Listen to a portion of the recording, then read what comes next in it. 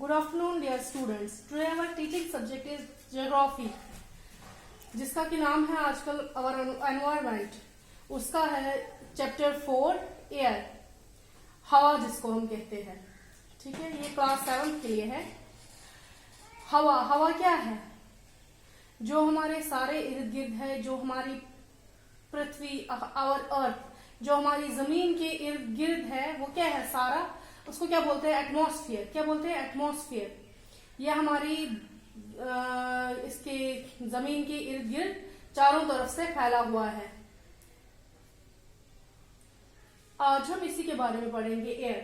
Our earth is surrounded by a huge blanket of air called atmosphere. All living beings on this earth depend on the atmosphere for their survival. It provides us the air we breathe and protects us from harmful effects of the sun's rays. ये क्या कहता है कि जमीन के जो चारों इर्द गिर्द चारों तरफ से है, एटमॉस्फेयर ने अपनी एक चादर सी बिछाई हुई है, जो हमें बचाता भी है. किससे? सूरज की गर्मी से.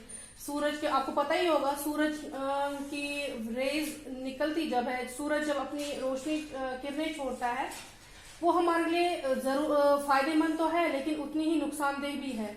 अगर वो सारी की सारी हम पे पड़ जाए तो हम जैसे एक तंदूरी मुर्गा बनता है, तंदूर में होता है, वैसा वही हाल हमारा हो जाएगा.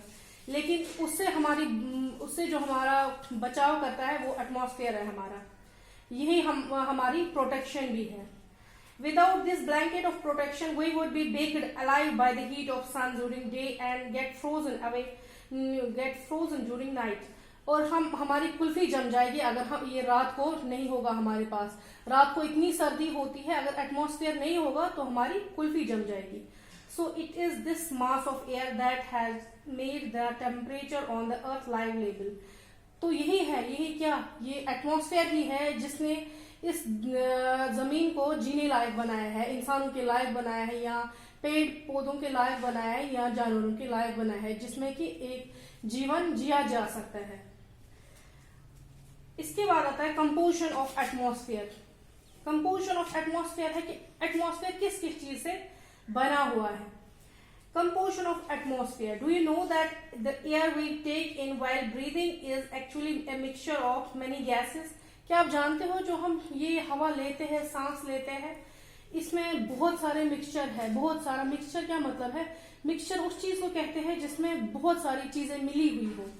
तो इसमें भी ये मिक्सचर ऑफ मनी गैसेस है, मतलब बहुत सारी गैसेस मिलजुल के बनाती है एयर. हवा बहुत सारी गैसेस जब एक ही टाइम पे एक जगह मिली हुई होती है तो उनको बोलते हैं मिक्सचर ऑफ गैसेस.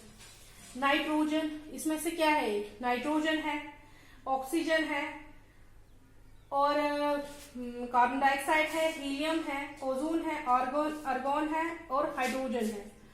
लेकिन जो सबसे ज्यादा इनमें पाया जाता है हवा में वो है नाइट्रोजन और ऑक्सीजन. जो नाइट्रोजन है वो पाया जाता है 78%, और जो ऑक्सीजन है वो पाया जाता है 21%. जो बाकी बचा हुआ है वो है कार्बन डाइऑक्साइड. कार्बन डाइऑक्साइड है 0.03%, आर्गन है 0.93%, और बाकी जो बचे कुछ गैसेस है वो है 0.04, मतलब बिल्कुल थोड़े से. लेकिन ज्यादा जो अमाउंट है इस ऑक्सीजन में, एयर में, वो है नाइट्रोजन और ऑक्सीजन का. वो ऑक्सीजन कौन सा वाला ऑक्सीजन? जो हम पीते हैं मतलब जो हम सांस लेते हैं, जो हमारे लिए जरूरी है, इंसानों के लिए जो जरूरी है वो है ऑक्सीजन. और पेड़ पौधों के लिए जो जरूरी है वो है नाइट्रोजन. लेकिन नाइट्रोजन भी वो इस फॉर्म में नहीं ले सकते, जो एटमॉस्फेयर से डायरेक्टली नहीं ले सकते ये नाइट्रोजन को पेड़ पौधे. इसके बाद है apart from these gases tiny dust particles are also present in the air. इन गैसेस के बगैर हम हवा में क्या होते हैं? डस्ट पार्टिकल्स भी होता है, गर्दा भी होता है. The pie chart gives you, ये पाई चार्ट है जो आपको बताएगा कि क्या कितनी परसेंटेज होती है, जो मैंने अभी आपको बताया. Nitrogen is the most प्लेंटिफुल gas in the air. ये क्या है? सबसे ज्यादा अमाउंट में पाए जाने वाला गैस क्या है? हवा में सबसे ज्यादा पाए जाने वाला गैस नाइट्रोजन ही है. when we inhale we take some amount of nitrogen into our lungs and exhale it. जब हम सांस लेते हैं तो हम नाइट्रोजन भी साथ साथ लेते हैं, हम खाली ऑक्सीजन नहीं लेते हैं।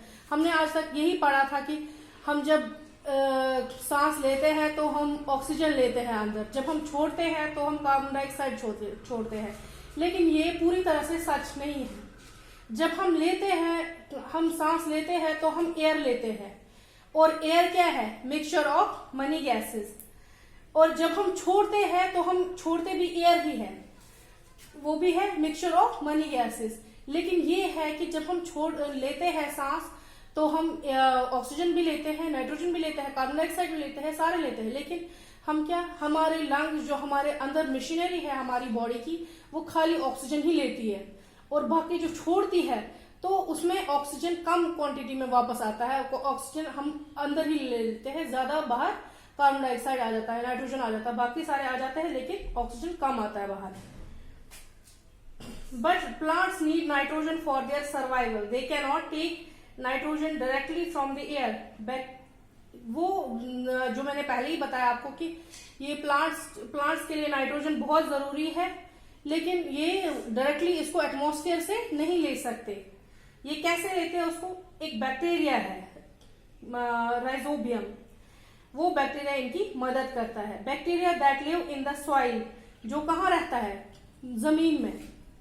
And roots of some plants, और बहुत सारे ऐसे प्लांट्स भी है, पेड़ पौधे हैं जिनकी जड़ों में रहता है।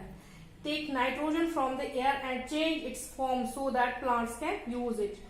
तो वो बैक्टीरिया और जो कि जमीन में रहता है या वो किसी पे उस पौधों की जड़ों में रहता है, तो वो नाइट्रोजन ले लेता है हवा से और उसको चेंज करता है, उसकी फॉर्म को चेंज करता है, ताकि वो प्लांट्स, बाकी प्लांट्स भी अच्छी तरह से ले सके, उसका यूज कर सके।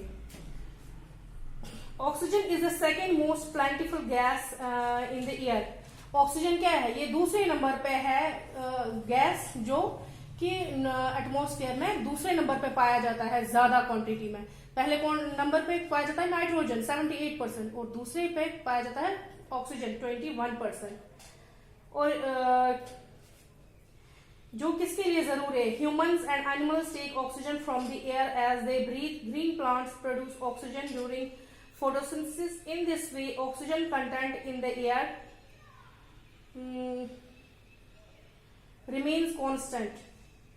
इस तरह से अगर हम रोज रोज ऑक्सीजन लेते जाए एटमॉस्फेयर से, तो इसका ऑक्सीजन खत्म हो जाएगा। लेकिन क्या है कि जब प्लांट्स फोटोसिंथेसिस के जरिए हमारे लिए खुराक बनाते हैं, तो उस जरिए भी क्या करते हैं, वो ऑक्सीजन बाहर भी छोड़ते हैं, और प्लांट्स ऑक्सीजन छोड़ते हैं बाहर। इसकी वजह से हम वो मिकदार जो है इसमें एटमॉस्फेयर में जो इसकी मिकदार है ऑक्सीजन की, वो बरकरार रहती है, ये कम नहीं होती है फिर।